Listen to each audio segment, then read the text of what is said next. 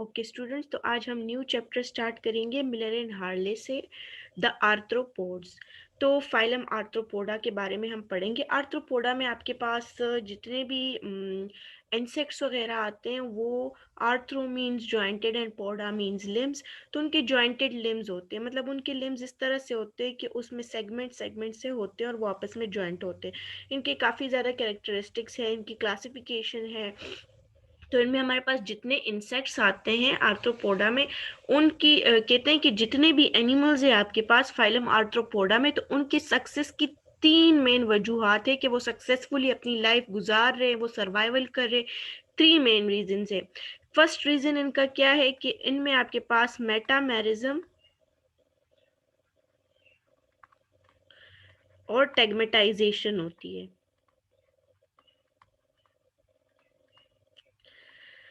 कहते हैं कि दूसरी वजह क्या है, इनमें आपके पास एक्सोस्केलेटन है। एक्सोस्केलेटन आपके पास दूसरी वजह है कि ये सक्सेसफुली सरवाइव कर रहे हैं। अब इसके अलावा आपके पास थर्ड जो वजह है कि जो इनकी सक्सेस में इंपॉर्टेंट रोल प्ले करती है वो है हमारे पास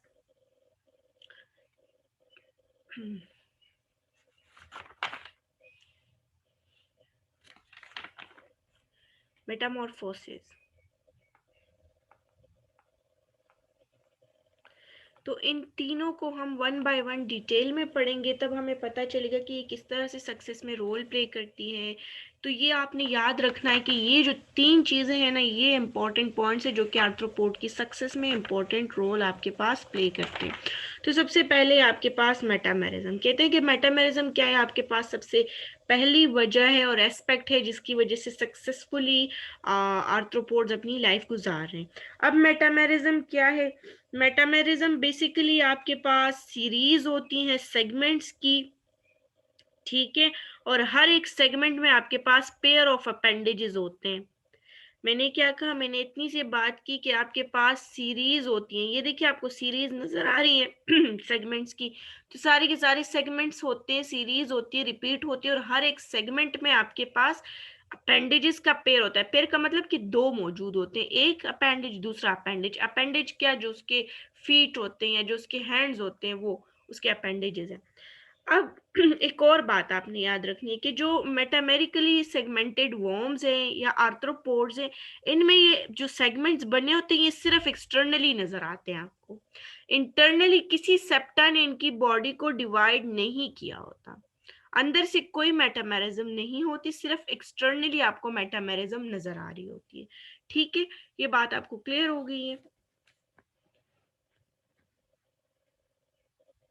अच्छा, तो आपके पास जो यहाँ पे ऑर्गन्स भी अंदर डेफिनेटली वर्म्स है या आपके पास आर्थ्रोपोड्स है, जो एनिमल्स है, इनके अंदर इनके बॉडी में कुछ स्पेसिफिक ऑर्गन्स भी मौजूद होंगे। तो उन ऑर्गन्स को इंटरनली सेप्टाज ने या मेटामेरिज्म ने नहीं अरेंज किया हुआ, तो मेटामेरिकली अरेंज नहीं है आपके पास ऑर्गन्स। इस बात का क्या मतलब हुआ कि मतलब आपके पास इंटरनल सेगमेंटेशन नहीं है, तो अंदर सारे के सारे ऑर्गन्स इसी तरह पड़े हुए हैं, उनकी कोई अरेंजमेंट नहीं हुई है।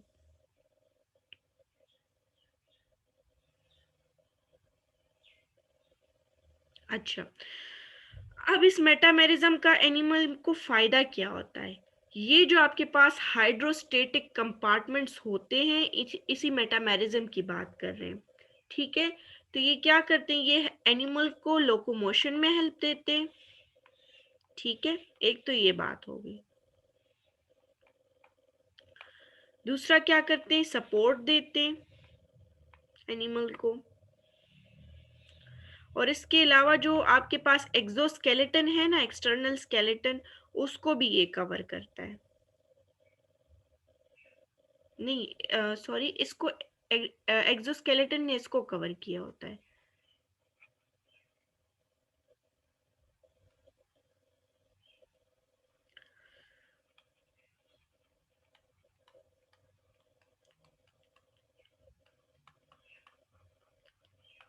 एक्सटर्नल स्केलेटन ने फिर इसी जो सेगमेंट्स होते हैं बॉडी को, इनको बाहर से कवर किया होता है। मतलब ये आपके पास सेगमेंट्स हो गई मेटामेरिक, और इसके ऊपर आपके पास फिर एक्सोस्केलेटन इधर मौजूद होगा, उसने इनको कवर किया होगा। सबसे बाहर मौजूद होगा एक्सोस्केलेटन। ठीक है, ये तो हो गया आपके पास मेटामेरिज्म कि भाई मेटामेरिज्म क्या चीज़ है। जब बॉडी में सेगमेंट्स होती हैं, एक्सटर्नली प्रेजेंट होती है, हर एक सेगमेंट में आपके पास दो अपेंडेजेस मौजूद है। अब इसके बाद एक और टर्म यूज किया, टेगमेटाइजेशन। अब टेगमेटाइजेशन क्या है? टेगमेटाइजेशन कहते हैं कि जब आपके पास बॉडी के रीजन स्पेशलाइज हो जाए किसी खास फंक्शन के लिए। मेटामेरिज्म की वजह से जो आपके पास सेगमेंट्स बने हैं उसकी वजह से हर एक सेगमेंट अपने फंक्शन के लिए स्पेशलाइज हो जाए। अब इस बात का क्या मतलब कि हर एक जो सेगमेंट है यहाँ पे, हर एक सेगमेंट जो मेटामेरिज्म की वजह से बना है वो अपना खास खास फंक्शन परफॉर्म करे। जैसे कि टेगमेटाइजेशन में आपके पास कुछ होंगे वो फीडिंग के लिए यूज होंगे, कुछ टेगमेंट्स, कुछ आपके पास जो है तो विजुअल फंक्शंस के लिए यूज होंगे, कुछ आपके लिए आपके पास सेंसरी परसेप्शन मतलब सेंस को महसूस करने के लिए यूज होंगे, कुछ आपके पास लोकोमोशन के लिए यूज होंगे। ठीक है, तो हर एक सेगमेंट का अपना अपना फंक्शन होगा, अपने फंक्शन के लिए वो स्पेशलाइज हो जाए, तो इसको टैगमेटाइजेशन कहते हैं। अब बॉडी रीजन्स को यानी बॉडी के जो खास हिस्से हैं जो कि मेटामेरिज्म से ये सेगमेंट्स बन गए हैं, इसको कहते हैं टैगमा। ठीक है, तो जब टेगमास बने हुए होते हैं इसको कहते हैं टेगमेटाइजेशन। ठीक है, तो ये हो गया आपके पास मेटामेरिज्म एंड टेगमेटाइजेशन का टॉपिक। अब इसके बाद हम पढ़ेंगे मेटामॉर्फोसिस कि मेटामॉर्फोसिस क्या चीज है हमारे पास। मेटामॉर्फोसिस,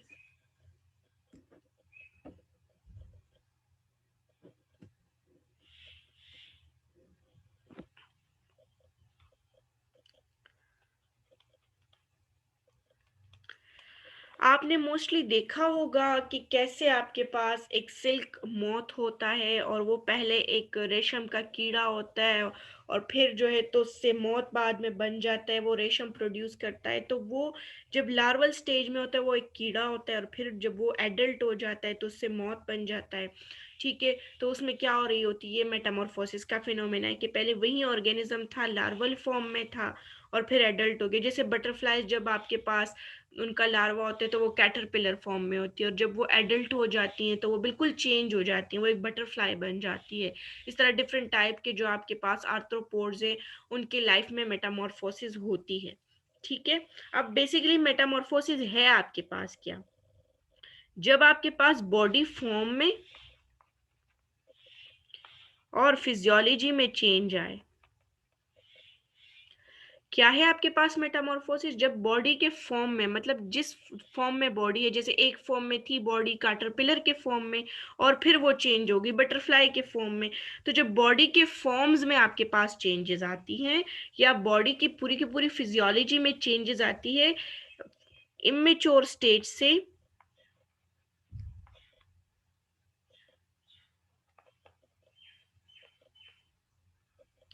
और इमेच्योर स्टेज आपके पास यहाँ पे क्या होता है, लार्वा,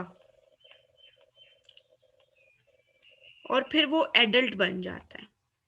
ठीक है, तो मैंने क्या कहा, मैंने यही बात की कि मेटामॉर्फोसिस क्या है, जब आपके पास बॉडी के फॉर्म में और फिजियोलॉजी में एक इमेच्योर स्टेज मतलब लार्वा की चेंजेस आ जाती हैं और लार्वा से आपके पास एडल्ट बन जाता है, तो इसको कहते हैं आपके पास मेटामॉर्फोसिस। और हम ये जो है आपके पास थर्ड काज है कि जिसकी वजह से आपके पास सक्सेसफुल लाइफ आर्थ्रोपोड्स गुजार रहे, सक्सेसफुली वो अपनी सर्वाइवल कर रहे हैं।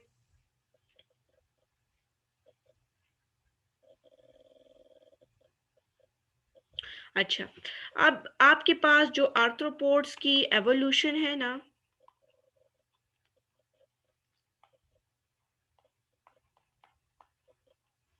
इसकी वजह से आपके पास इंक्रीज आ गया है, इंक्रीज आ गया आपके पास डाइवर्जेंस में।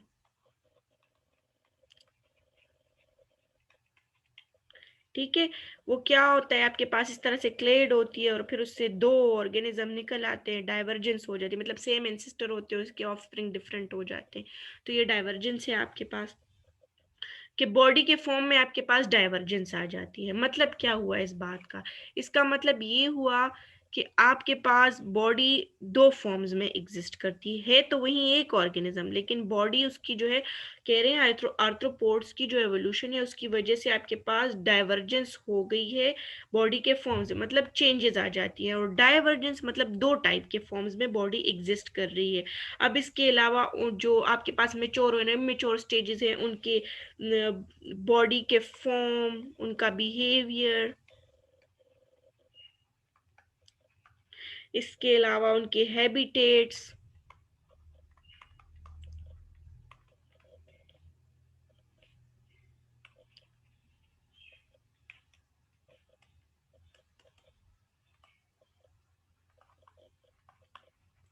इन सब में आपके पास डिफरेंस होगा, उसके बॉडी के फॉर्म में, जो मेच्योर और इमेच्योर स्टेजेस है उनके बिहेवियर में, उनके हैबिटेट में, क्योंकि उनकी बॉडी और उनकी फिजियोलॉजी चेंज है तो वो बिल्कुल डिफरेंट डिफरेंट करेंगे। अब यहाँ पर इन्होंने आपको दो एग्जाम्पल्स दी हैं बुक में। एक इन्होंने आपको एग्जाम्पल दी है क्रैब की, ठीक है, एडल्ट क्रैब। क्रैब आपके पास एक सी एनिमल है और ज़मीन पे भी होता है, समंदर के पास भी होता है। इसको ज़्यादातर लोग कंज्यूम भी करते हैं एज अ फूड। तो एडल्ट क्रैब जो है ना, तो ये क्या करता है, ये समंदर का जो बॉटम होता है ना वहाँ पे रहता है और वहीं पे जो है तो अपना शिकार करता है या फिर ऑर्गेनिक मैटर को खाता है। जो आपके पास क्रैब है वो समंदर की जो तह है वहां पे रहता है, वहीं पे अपने शिकार को लेता है और उसको या फिर वो डेड ऑर्गेनिक मैटर्स जो आपके पास मौजूद होते हैं, मतलब मरे हुए जानवर या प्लांट्स, उन्हीं को कंज्यूम करता है। लेकिन जो लार्वा है आपके पास, इसी क्रैब का जो लार्वा है वो फीडिंग भी करता है और वो रहता भी है कहाँ पर, प्लैंक्टोनिक रीजन में, और जू प्लैंक्टॉन्स जो आपके पास एनिमल्स होते हैं उन पे फीडिंग करता है लार्वा। तो फर्क हो गया ना इन दोनों में। ये इन्होंने फिर आपको एग्जाम्पल शो की कि जो एडल्ट है वो समंदर की तह में रहेगा और जो आपके पास लार्वा था वो आपके पास प्लैंक्टोनिक रीजन में रह रहा है। जो लार्वा है वो आपके पास फीड कर रहा है प्लैंक्टोनिक एनिमल्स पे, और जो आपके पास क्रैब है तो क्रैब क्या कर रहा है, क्रैब एडल्ट जो है तो वो आपके पास या प्री पे फीडिंग करता है या आपके पास डेड ऑर्गेनिक मैटर, या जितने भी ऑर्गेनिक मैटर है, डेड होना जरूरी भी नहीं है, उन पे फीड करता है। इसके अलावा कैटरपिलर्स, सेकेंड एग्जाम्पल इन्होंने दी है कैटरपिलर्स की, कि जो आपके पास कैटरपिलर्स होते हैं वो क्या करते हैं, वो आपके पास ग्रीन लीफी वेजिटेबल्स वेजिटेशंस को खाते हैं, पत्तों वगैरह पे वो फीडिंग करते हैं। लेकिन जो एडल्ट बटरफ्लाई होती है, बटरफ्लाई हो या फिर मोथ हो, दोनों की ही जो आपके पास लार्वल स्टेजेस होते हैं उनको कैटरपिलर कहते हैं। इनके लार्वल स्टेजेस को कैटरपिलर कहते हैं, जिसको कॉमन जुबान में पिशई कहते हैं। तो ठीक है, तो वो क्या करते हैं, जब एडल्ट फॉर्म में होते हैं तो वो आपके पास नेक्टर पे फीड करते, किस चीज के नेक्टर पे, फ्लावर्स वगैरह के नेक्टर पे वो फीडिंग करते, ठीक है। और जो कैटरपिलर्स हैं वो लीफी ग्रीन वेजिटेशंस पे फीडिंग करती है, तो उनमें भी डिफरेंस हो गया। अब ये जो आपके पास लार्वल स्टेजेस में और एडल्ट स्टेजेस में डिफरेंसेस है ना, तो इससे हमें पता चलता है कि ये दोनों स्टेजेस आपके पास कंपटीशन नहीं करेंगे आपस में, इनका आपस में कोई फूड और शेल्टर पे कंपटीशन नहीं होगा, ठीक है। तो जब इनका आपस में कंपटीशन नहीं होगा तो इनके सर्वाइवल के चांसेस अलग होंगे। मतलब जो आपके पास लार्वल स्टेज है वो कुछ और खा रहा है, रह कहीं और रहा है, इस तरह जो एडल्ट है वो कुछ और खा रहा है और रह कहीं और रहा है, तो इनका आपस में बिल्कुल कंपटीशन नहीं होता। तो इनके इसी कंपटीशन ना होने की वजह से इनके सर्वाइवल के चांसेस बढ़ जाते हैं। जब सर्वाइवल के चांसेस बढ़ जाते हैं तो उसकी वजह से क्या होता है कि एनिमल्स अच्छे से सर्वाइव करते हैं। तो इसीलिए हम कहते हैं कि मेटामॉर्फोसिस इनकी सक्सेस की एक बड़ी वजह है, कि ये सर्वाइव करते हैं, इनकी सर्वाइवल की बड़ी वजह है आपके पास। अच्छा, इसके अलावा आर्थ्रोपोड्स में जो लार्वल स्टेज है ना, ये as a source of dispersal काम करते हैं। मतलब क्या, मतलब जो इनका लार्वा है वो इस एनिमल को एक जगह से दूसरी जगह पर पहुंचने में काफी ज्यादा हेल्प करता है। तो इनका जो लार्वा हो गया आपके पास आर्थ्रोपोड्स का और कुछ बाकी एनिमल्स भी है, वो as a source of dispersal काम करता है। मतलब एनिमल का जो एनिमल्स है वो एक जगह से दूसरी जगह पर फैल जाते हैं। मतलब कोई लेट सपोज कोई एक इलाका है वहां पर बटरफ्लाईज नहीं है और दूसरे इलाके में है, और वहां से कोई वो लार्वा लिया या वो लार्वा खुद जो कैटरपिलर आ गया है, तो क्या होगा कि उस दूसरे इलाके में भी फिर आपके पास बटरफ्लाईज इंट्रोड्यूस हो जाएंगी या फिर मॉथ्स इंट्रोड्यूस हो जाएंगे, ठीक है। तो सोर्स ऑफ डिस्पर्जल भी है आपके पास।